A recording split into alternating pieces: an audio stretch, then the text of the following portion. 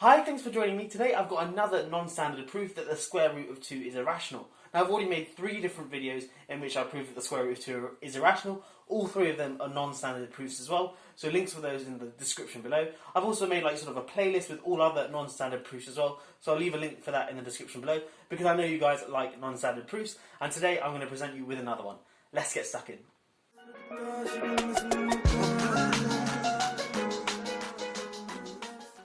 Okay, so how I'm going to start off is by defining this function v. So it takes in a natural number, so a positive integer, and spits out a non-negative integer, so either a natural number or 0. And how is this function defined? Well, it's simply going to spit out log base 2 of the greatest power of 2, which divides our input. Okay, so that's a bit of a mouthful, so let me just give a few examples. Let's look at v of 28. v of 28. We want to find the log base 2 of the greatest power of 2 that divides 28. Okay, so firstly, what is the greatest power of 2 that divides 28? Well, 2 certainly divides 28, but so does 4. However, 8 does not divide 28. So that means that the greatest power of 2 that divides 28 is 4. So we want log base 2 of 4. And this is, of course, just 2. Okay, let's just give another example. V of, let's say, 88 now. So we want the greatest power of 2 that divides 88 first. So 2 divides 88, 4 divides 88, 8 divides 88, but 16 does not divide 88. So that means that v of 88 is precisely log base 2 of 8. So this is log base 2 of 8, which is of course 3. So that's just a couple of examples. Hopefully you understand what this function v is doing. Now I'm going to write down 2 quick facts about v. I'm not going to prove them, but they're quite straightforward to prove. So I leave that as a little exercise for you.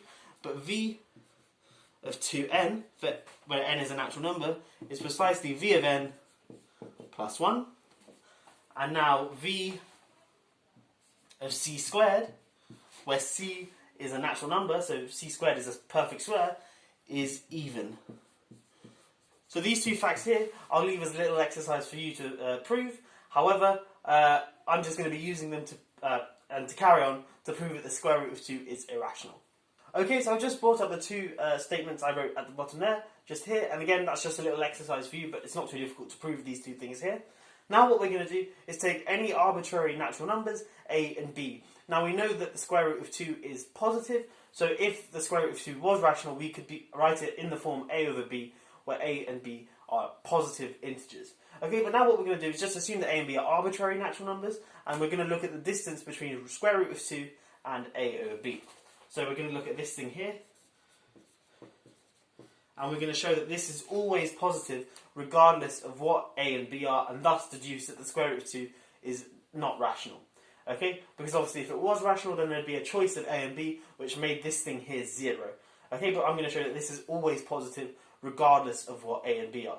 Okay, so the first thing what I want to do is multiply the top and bottom by sort of the conjugate, so root 2 plus ab, or maybe I should write this as ab minus root 2, of course it's the same thing, a over b minus root 2. So this thing here, multiplying the top and bottom by the, not complex conjugate, the sort of radical conjugate. So this is a over b minus root 2 times a over b plus root 2, all divided by a over b plus root 2. Now this thing here, we can bring the 2 into one set of modulus signs, and then we can use difference of 2 squares to write the top as just a squared over b squared minus 2, and that's divided by a over b plus root 2. Okay, and now what I want to do is multiply the top and bottom by b squared, so I get that a squared minus 2b squared all over b squared times a over b plus root 2. Okay, now what I want to do is, just because I'm running out of space, I'll bring this to the top of the whiteboard and continue. Okay, so I've just brought what we had here up to the top of the whiteboard, and I've sort of cleaned up the denominator. So we've got the distance between a over b and root 2 is a squared minus 2b squared, all divided by ab plus b root 2, and then the magnitude of that. But now what I want to do is look at the top. So look at a squared and 2b squared. So firstly, v of a squared is even, and also v of b squared is even, but then this implies that v of 2b squared is odd. And why is that the case? Because remember, if we look at this thing here, use this rule here, v of 2b squared is precisely v of b squared plus 1, but we know v of b squared is even, so an even number plus 1 is an odd number. So v of a squared is even and v of 2b squared is odd, but in particular, this tells us that a squared and 2b squared are different, because obviously if they were the same, then they'd both be even or they'd both be odd. But of course, because we have one is even, one is odd, that means that a squared and 2b squared are both different.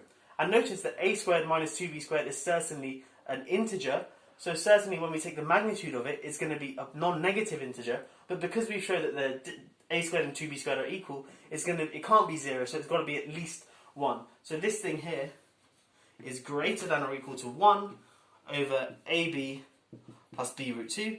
And now we can finish off noticing that the denominator is never infinity, so this thing here is strictly greater than 0, and we're done. We've shown that the distance between root 2 and a over b is always positive regardless of what a and b are, provided they're integers, so then we get that this thing here is strictly greater than 0, so root 2 can't be expressed as the ratio of two integers. Anyway, I hope you have enjoyed this video. I'll catch you in the next one. Have a great day.